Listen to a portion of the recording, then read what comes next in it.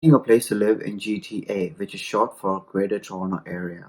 Make sure you get to know the areas properly before you find a place. If you already have a job, I recommend finding something that is closer to your job or in the same area as your job. Now, firstly, there is Brampton, which is quite of a dicey area, so you'll find lots of Indian stores, Indian restaurants, shops, and businesses run by Indian origin people.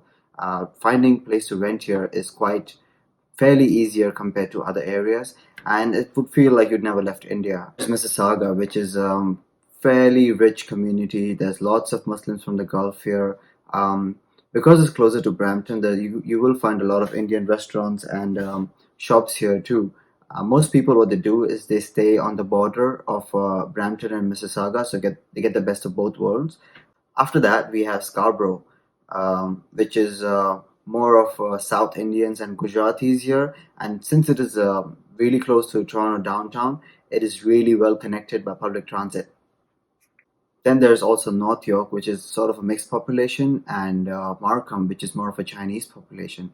But make sure you stay away from some of the areas here in GTA because there's crime, especially related to drugs, and there's quite a few shootouts there as well. These areas are basically Keele, anything around Jane and Finch, and some areas of Scarborough.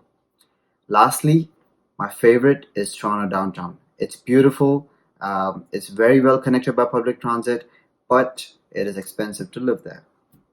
Now, when you search for a place, make sure it is well connected. Things like grocery stores, bus stops, daycare, takeout places, they should not be more than 10 to 15-minute walk from your place.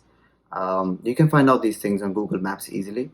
Also, make sure you try to find a fully furnished place which has all-inclusive utilities and internet, because you don't want to spend on furniture in the beginning, because when you move, you will have to move all of that with you, and it will cost you a lot of money. Do not settle for the first few places you see. There are plenty of good places out there in the market, but make sure that when you see a place and you like it, and the landlord, make sure you give him the deposit, because good places don't stay in the market for too long. I missed out on two good places that way. Have enough places on your list to see, because sometimes when you're on your way to see a place, you might get a call from your landlord or your potential landlord saying the place is gone.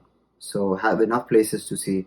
And good luck finding your place. And if you like the video, make sure to hit the like button and share and hit the bell icon to subscribe.